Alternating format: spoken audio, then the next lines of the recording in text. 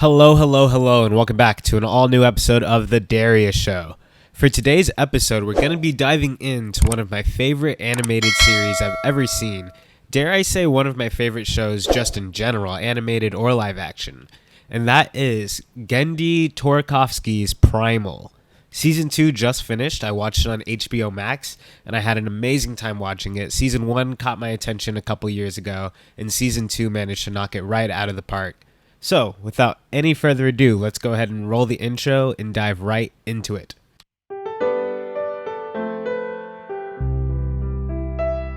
It's the Darius Show, y'all already know. Drop your booty to the floor, come give me some more. It's the Darius Show. It's the Darius Show. If you aren't already familiar with Genndy Tartakovsky's work, he's the creator of Samurai Jack and Symbiotic Titan. These series both meant a lot to me growing up. I remember watching Samurai Jack for the first time when I was, probably 8 to 10 years old, something like that. And it was one of the first times I had watched something that felt like it was more than just a cartoon series put in front of me for my enjoyment or entertainment. It felt like I was witnessing an elevation of the genre for one of the first times, especially, growing up watching Cartoon Network, Disney Channel. This was something totally different. And similarly, when Symbiotic Titan came out, I was probably a young teenager at the time. And I remember having a similar sense that this is a couple steps above everything else that's happening on children's television at this point. So I was super excited to dive into his third project, at least that I'm familiar with, Primal. Now, this series definitely caught me off guard. When Season 1 came out a few years ago, I definitely wasn't expecting it. I just happened upon it while scrolling through HBO one day, and it absolutely floored me. The viewing experience of Season 1 for Primal is something I won't forget because it's so interesting. Episode by episode, you're getting a small glimpse of the overall world. You're exploring this prehistoric landscape through the lens of your characters, and everything feels like a mystery. This show does a really good job of displaying realism, I think, even though obviously we're dealing with situations that we can't possibly relate to right now. In their fight scenes, in the choreography, and in the landscape, there seems to be a strong attention to detail for those things. But at the same time, especially Season 2 does not let you forget that this is like a fantasy series. This is a fictional world.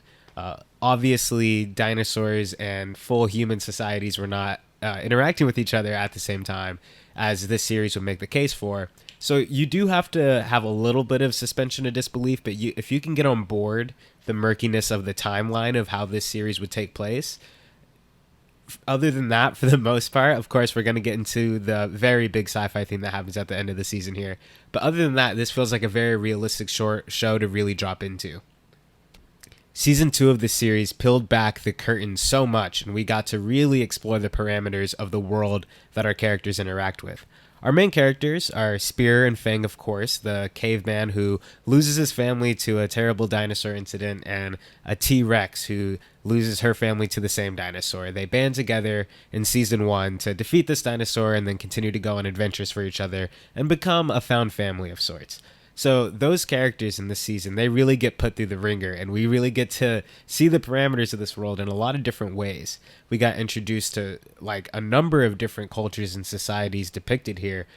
We got Vikings, we have Mayans, and we have multiple things in between that I'm not going to attempt to identify myself. I am not as cultured as I might come across, but exploring this world through their lens is always so fun. They're very simple in their depictions, even though emotionally they're able to connect in a more profound way than any other character we're introduced to in the series.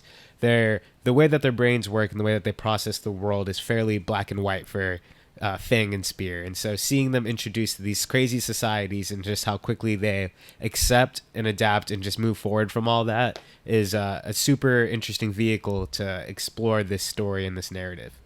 One thing I haven't talked about yet is that this series has no dialogue. It never has had any dialogue. I suppose in this season we are exposed to some dialogue through foreign language, but because they don't provide any subtitles for this language, you're still, it doesn't count. It doesn't really act as dialogue for the viewer.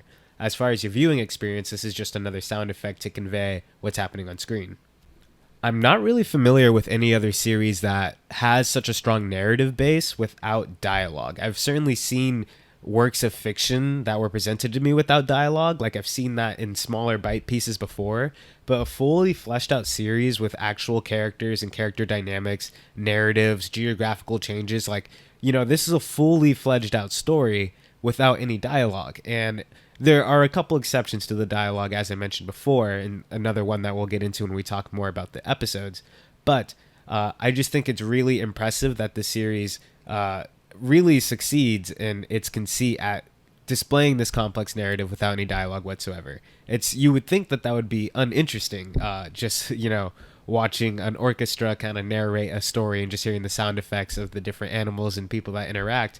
But it is far from that. It is absolutely captivating. Every second that the series is on screen, I feel like my eyes are just glued onto that screen.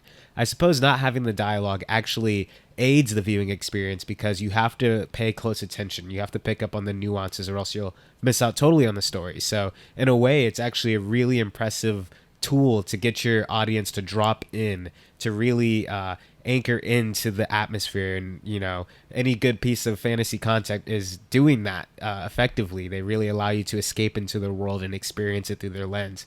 With a show like Primal, something that does refer to the concept of what your primal ability is, when you're pushed to your fight or flight, what is that comes out. Having the no dialogue really helps you drop into the crazy, scary world that is there.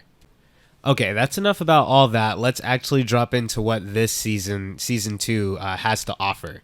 I'm pretty sure that this is the finale of the full series. They certainly could continue within this universe if they chose to. That being said, my interpretation of how they delivered the final scene of the series, I do think that the story has come to a close. How I feel about that, I'll touch on the very end. I have a lot of mixed emotions. But for now, let's talk about the journey that the characters go on in this series. One thing I appreciate is that from the get-go in season 2, they firmly established that, they're picking up right where they left off in season 1, just continuing Fang and Spear's adventures together, but they're not letting you forget that they are family at this point, and that is underscored throughout the season. The bond that this T-Rex and this human share is as thick as blood as presented in this series. It's fun to see all the different, especially when we start seeing a lot more human characters on the globe-trotting adventure we go on later in the season, to get their reactions to seeing these people work together, even seeing other animals' reactions to see them working together, is always hilarious. It's such a funny group dynamic, but their bond, it reads so strongly through the screen, and I buy it so much, and I love them as a duo. The animation, the fight choreography that happens for all the battles in the series is really top notch. I could really spend an hour talking about each episode if I were to dive in and just look at the different artistic lens that's being presented for the choreography of whichever scene they're currently in. Every time they manage to have such a compelling fight sequence and they push our characters further and further, and you see them overcome their battles in a artistic and unique way. Something that comes to mind, I can't remember exactly what episode it was about, probably 3 to 5 episode range, when they're traveling on a boat overnight together for the first time, and seeing the way that the ocean floor mirrored the night sky. There was definitely some extra artistic lens being put into that scene, but it was one that really stuck with me. It was such a striking scene that I really just cut through.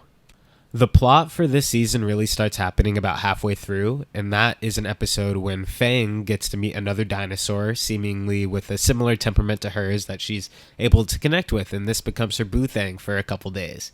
They actually end up having sex, which we later on get the reveal that they have babies together. This is after his passing, of course, which happens during that same episode when the plot really starts up. But it's strongly implied that he is the father of the dino babies because one looks like him and the other one looks like her, at least of the 2 surviving ones that we have. That was cool to see the T-Rex character have a scene that wasn't directly involving Spear. Obviously, we've seen them interact and we get a lot of that, but that's honestly the only interaction we've seen from the dinosaur. We get other moments with Spear to see him reacting to other humanoids around, even in season 1.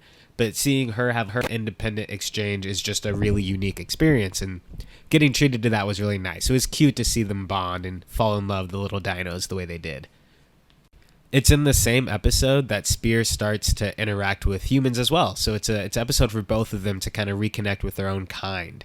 And for him, those are this group of, I believe, Vikings. They all have orange hair, and they seem to be Viking-esque characters. That was definitely interesting. It was a slow burn to watch him slowly open up to them and not see them as immediate threats. The way that was played out was just super entertaining. I was on the edge of my seat the whole time. Mainly because as far as societies, unless I'm forgetting something in season 1, I think this is the first time we're introduced to like a large group of humanoids in this world that have a culture, that have, a way of dressing and the way of speaking. It was the first major implication that there is society that runs this deep. This is the episode that I think sets up the thesis statement on how the series ends. Like I said, this is where the major plot beats really start picking up in the season. And the reason I think that this happens is because both Fang and Spear don't get what they kind of came there for. They thought that they would find comfort in their own species, but because those things clash and there is their bond at the middle of it, they basically aren't able to go back to their other species. The way that the show sets it up is this is a turning point where Fang's new dinosaur lover wants to attack all the village people that Spear has now found comfort in. And Spear is not going to let a raging dinosaur come and attack all these people. Even though they're not his people, he's just not going to let that happen. So that's where the clash comes in. So the dinosaur either has to make a compromise. Fang and Spear have to make a compromise with each other. The ensuing battle ends up killing many of the humans' lives, and it ends up taking out Fang's new lover's life as well. Fang and Spear, they realize that there's no place for them to stay together within other people's culture, and so they both just reside themselves as black sheep to keep wandering off in the distance alone. It's very tragic. It's interesting that it's such a strong emotional implication that they found each other, a found family story within each other, but in doing that, they, if they were separate and they had come across, the dinosaur lover, and if Spear came across his Viking group, I think that they could have found beautiful families with each other separately, but because they're together, it cannot coexist. I quote that as the thesis statement of the series for the two characters, and that's what they end up overcoming by the last episode. We see them encounter a different society that actually welcomes Fang as a dinosaur who can coexist in Fang's babies. That ends up being kind of the happy note at the end, is that that does work out. There is a found home by the end of the series, seemingly for the characters, at least to some extent. And so I think that it goes full circle, set up with that conflict earlier on in that episode. There's another episode later on where we get Mira back, which is Spear's old lover who got captured and basically sent into the slave trade. She is a welcome member to our squad. She rounds them out perfectly, and seeing the little slight romance between she and Spear is just so nice. She rounds out the group in a way that feels very upbeat, where her entering the narrative kind of turned a corner in terms of optimism for those characters, albeit very brief considering what happens next, but some lightness into their dynamic was really nice. And her being a fully fledged member of the team for the rest of the season, we get her point of view just as much as we do Fang and Spears, was a welcome addition. She really upped the group dynamic in a big way. So the big thing that happens in the latter half of episodes here is we get introduced to a crazy culture that's all about pillaging and taking captors and using them as weapons and using them as slaves. And quickly our team they would never have been outdone if it wasn't for the character they introduced here, which was Colossus, I believe is what they refer to him as. This guy is a behemoth. He is literally, scaling wise, he's about 3 to 4 times the size of any other human character that we see in the series, and he's got the strength to match it. He, in full function, is a giant, and they use him to neutralize our main characters and get them captured to also be weapons just as he is. We find out that he's a slave. He's being used just as Fang is used with her baby eggs at the time, as collateral to control Fang as well as Colossus. And so as long as they do what they say, their loved ones will still stay alive. Very simple situation, very cut and dry. And so we get treated to a couple episodes, like really I think 2 full episodes from the point of view of Spear, Fang, and Colossus just going out and just like absolutely destroying armies of people. I'm not really sure what the show is trying to say here in terms of like morality and how it's just like corroding their overall morals. maybe getting some perspective on how they feel about taking other human lives. That isn't really touched on here. Of course, they don't want to be doing what they're doing, but mainly because it's painful and life-threatening, and because they want to live their own lives. It doesn't seem at any point that there is moral imbalance for them or anything to overcome in that direction. Seeing them go to war and just, constantly taking arrows all up in their body, bleeding, dripping. It's crazy how much of superheroes Fang, Spear, and Colossus are. Fang is such a cool character. The fact that he is shown to be able to keep up with a giant and a T-Rex and be just as threatening of a force on a battlefield as any of those numbers, taking on full sets of armies by themselves. It's very impressive. The power scaling that they give to these characters is really just off the charts. There's a lot that this narrative says about, having the will to fight. I feel like this little mini arc kind of in the middle of the series here is about how do you keep hope alive in a hopeless situation, and you have to feel like inspired to fight. Towards the end, Spear is finally able to inspire Colossus to go fight for his daughter again, and working together they manage to take out the queen and her army and manage to get themselves to freedom. It's a very happy note. It definitely worked a lot for me when we got the flashback on Colossus's character and see how his daughter was taken and how he was so peaceful and gentle before that. And this woman taking his daughter from him turned him into that monster. Very compelling stuff. I mean, I fell in love with this character. So one thing I didn't talk about yet, because I'm trying to keep this steady, but I ended up going a little bit out of order here, is these two Viking characters that are also introduced early on in the series. Essentially, they are the family of their loved ones were killed in the big conflict of Fang and Spear's interaction with Fang's new lover with the dinosaur, killed a bunch of people. We talked about that. So their family members come back, this father and son duo, to see the dead bodies of all their families and loved ones. They know enough to see who was the one responsible for it, and now they focus all their anger on exacting revenge on Fang and Spear. These characters, I mean, this show just continues to surprise me. Every episode that happened this season, I had the reaction, wow, I can't believe they just did that. How are they going to get better? And every single week, they managed to do exactly that. They upped it and then kept going past that. In this episode, seeing their origin story, just, it mirrors our character's origin story so much. If you go back to season 1, we're introduced to Spear exactly at the moment at his entire family being decimated.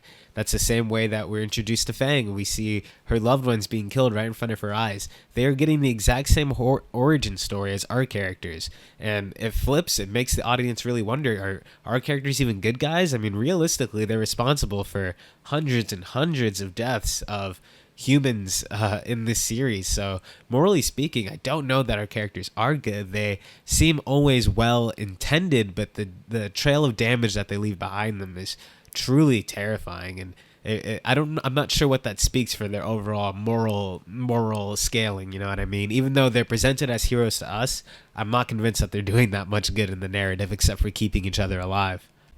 The moment where this father and son Viking duo first tries to exact their revenge on our duo as well was great. They had a battle between two ships along a river, resulting in a huge waterfall at the end.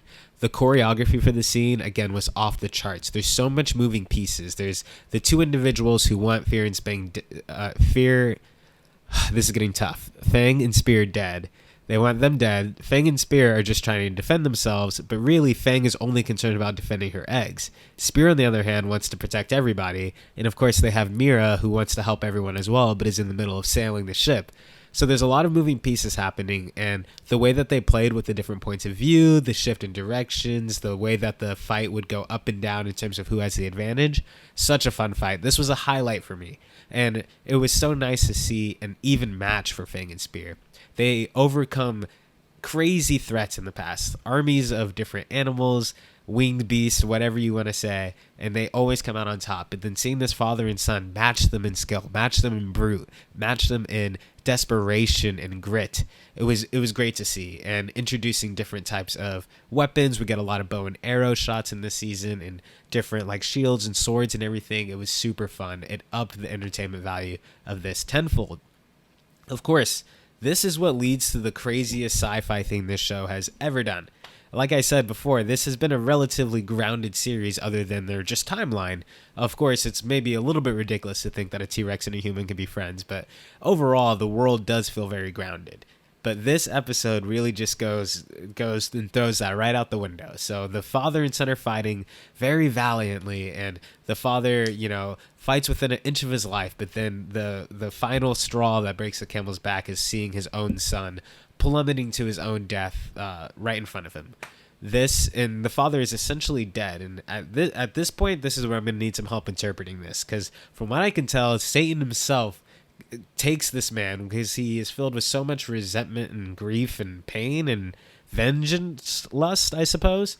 Satan himself brings him down to the doors of hell and grants him the opportunity to go and kill Spear and Fang. I don't know what this devilish character would be motivated by.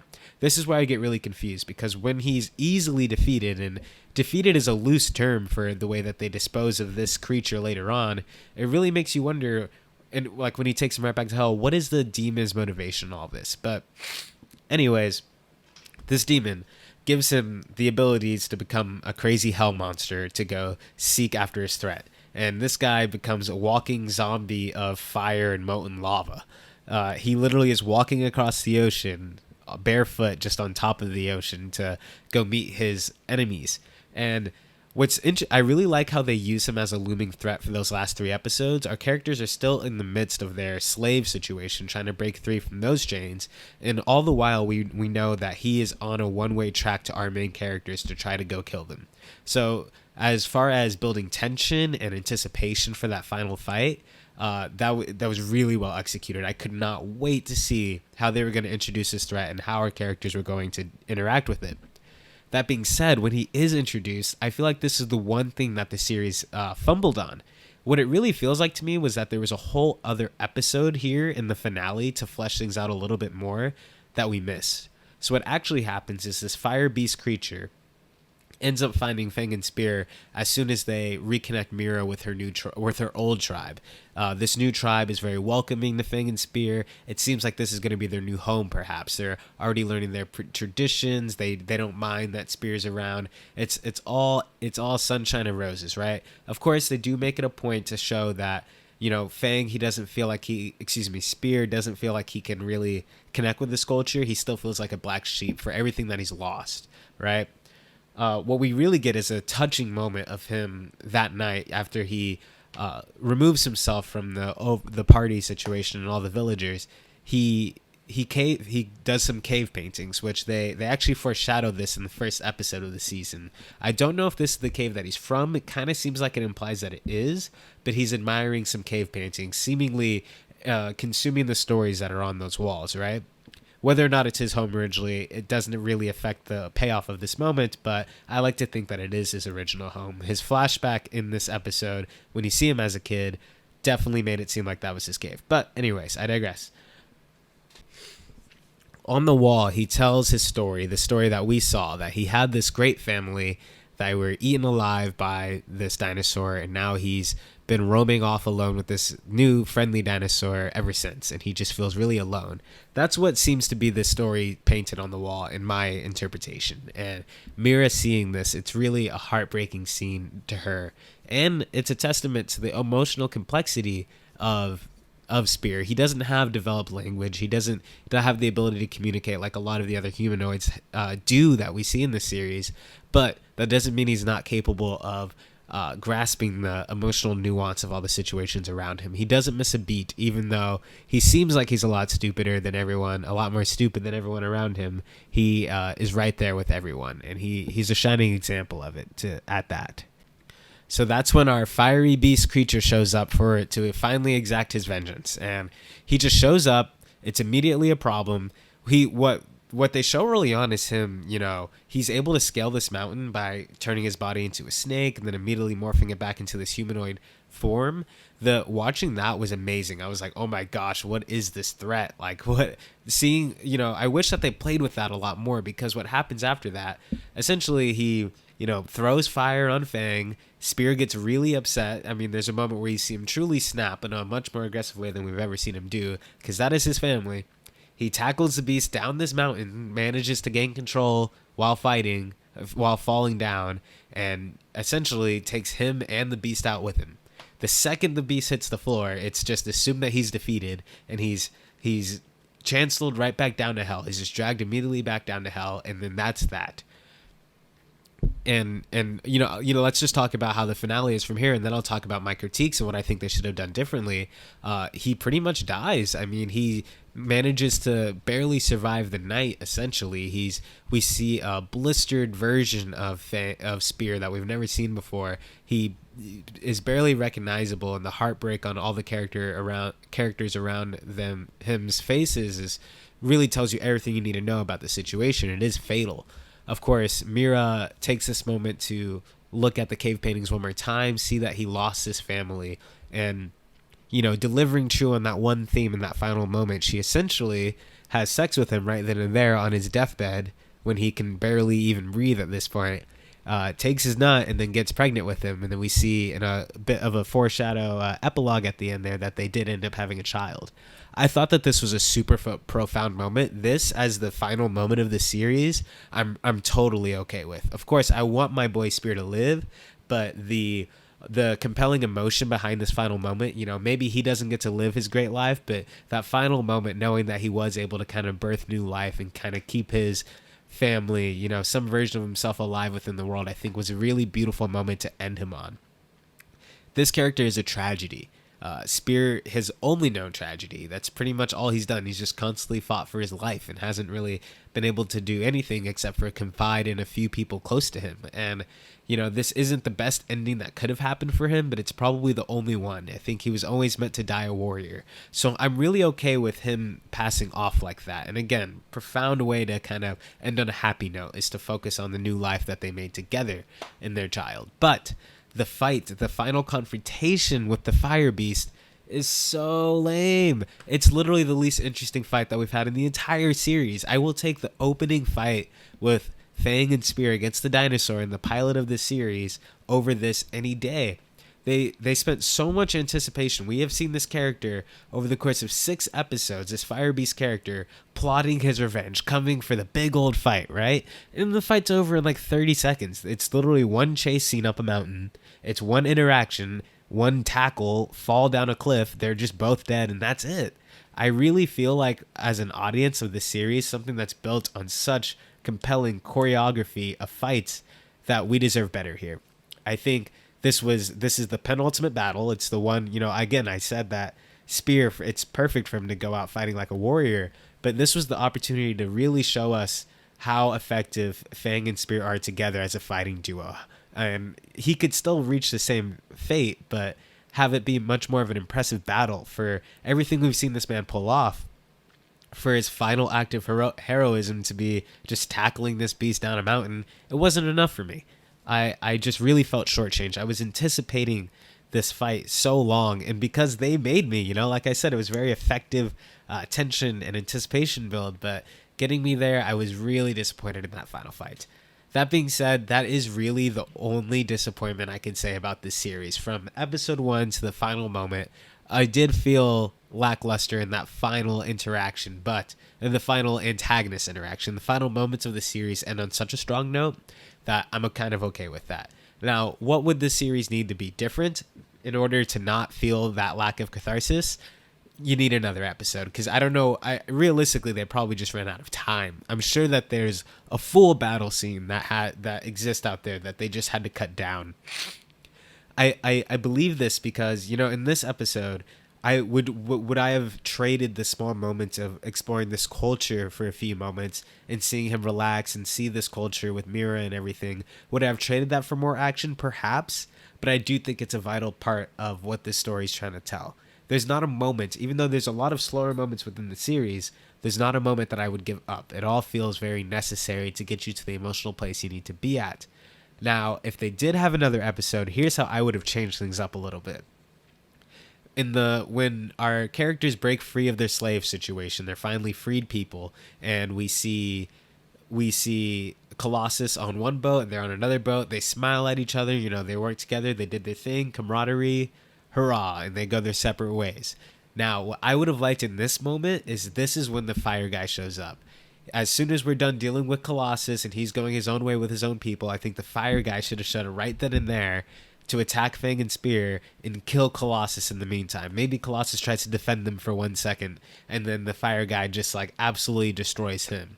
Our characters could still have gotten away in that situation and set up a final battle still for later, but seeing him destroy Colossus in that moment would have been such an effective way to establish his actual strength and to show off some of those crazy moves they were doing when he first showed up, turning into a big snake and doing all that type of things. This would have been such an excellent opportunity to showcase that. And Colossus is like the coolest guy out here. Like he's able to defeat our main characters by himself. Seeing the fire guy defeat him would have been an excellent way to really establish him as our final threat. Of course, we would still need to see a kick-ass battle sequence for them for it to really knock out of the park for me, but that's what I would have done a little bit differently. The final episode actually opens to a flashback scene of kind of Spear's formative moment for the character that we know today. And it's an interaction with some silver-toothed tigers, I want to say. That's probably the name, right? They are ganging up on him and his father. His father is fighting valiantly to protect him. We see where he gets his moves from, but overall gets overwhelmed and ripped to shreds right in front of Spear's life. This is where we see him kick into absolute rage mode, perhaps for the first time, and he single-handedly kills all of the tigers. It is worth noting that the first one that he kills is by accident with a spear. He didn't mean to do it necessarily. He was trying to run away, but technically the first death that he kind of caused was with a spear, very fitting for his name. I do think that this scene was super effective, and seeing the scene open with this, I kind of figured that we were going to get a tragic fate with our main character. The second I saw it open like that, I was like, yeah, he might be dust for this one. Another episode I haven't dived into at all because it doesn't really follow the narrative of the season. It's a palate cleanser right in the middle of the season, and that is it's called Primal Theory, I believe. But it takes place like in Charles Darwin time, and it follows Charles Darwin, at least someone implied to be, as they discuss evolution and some of their theories that they've collected. These are clearly a group of scholars. They're all dressed in a very fancy outfit, whatever. Now, this episode had a lot of dialogue in it. This is like a complete outlier to the series in every regard. Even though it was such a dialogue-heavy episode, it still felt like Primal. It was the really impressive thing about it, is the whole time you're watching it, it still feels like Primal, even though we're taking place thousands of years in a different age, and that there's heavy dialogue when that's never the case in the series.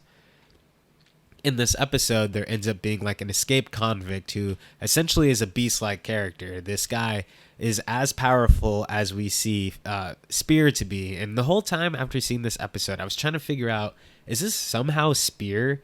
Was he like frozen alive and then thawed out years later and turned into a crazy person, like experimented on or something? He seemingly has a similar build than Spear. Then when we saw Colossus, I was like, is this Colossus somehow later on in the future? I don't know. I'll leave the theory crafting to somebody else. But he's essentially a supernatural beast that is humanoid, but is like super powered and very animal-like and just wants to kill everything in his path. And so in this episode, we are basically exploring the point of view of our scholars as they try to defend themselves against this beast. The theory that Charles Darwin presents at the top of this episode is that even though humanity has evolved in such a way, there is that primal sense in all of us that if pushed to a certain extent, we will all snap and turn into a primal, essentially, that animal monkey brain inside of all of us. Everyone scoffs at his theory early on, but as the episode makes a point to do, by the end of the episode, the only way that they manage to survive is by one of our main characters whose point of view we follow snaps into his primal state and ends up killing him for the W. This was definitely a really cool episode. I'm not giving it justice in discussing it this way at all. It was such a unique surprise to see this come in a show that usually takes place with dinosaurs and cavemen. Seeing this more prim and proper presentation of the same world was just super interesting.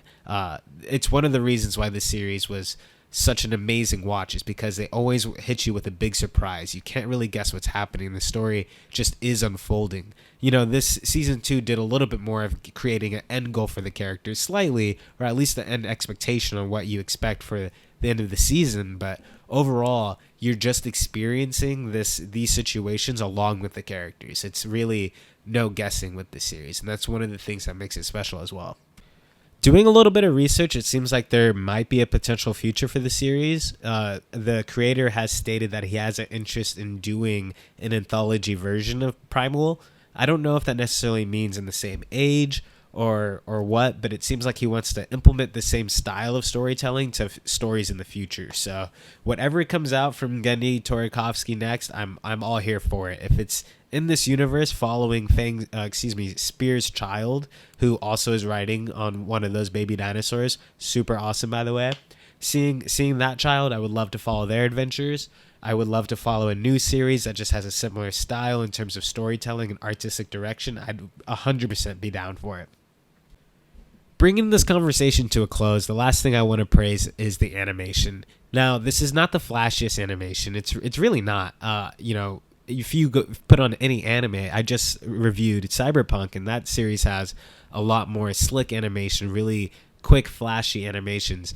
And that is impressive in its own regard, but this series doesn't go for the flashy animation. They go for simple character designs and through a very artistic lens. There are a number of scenes throughout this series that feel like a painting. They really take their time with giving you these still shots. I mean, you can screenshot this place all over the place and let it be any of your desktop wallpapers, screenshots, whatever. I mean, this story is so beautiful, and a big reason why is not only the sound design, the character journeys, but intensely it's the animation. And it is very simple on paper, but much like Samurai Jack, there's just such an artistic direction to how they display their narratives that you can't help but, calling it art. Maybe I'm just a fool, but this story has me wrapped around its finger. I think I've done everything I could to sing this one's praises. If you made it this far, I really appreciate you listening. Primal Season 2 was a blast. This series is not one that I'll forget anytime soon. That being said, let me know what you thought. Let me know what you think about this review. Let me know what I should be doing next. I am almost at 50 episodes on this podcast. I believe this one is 48, so we're zeroing in on that 50 mark. So stay tuned for my special podcast, episode 50. It's going to be something not to miss. But yeah, for now, that's it. My name is Darius. Peace out, guys. I love you.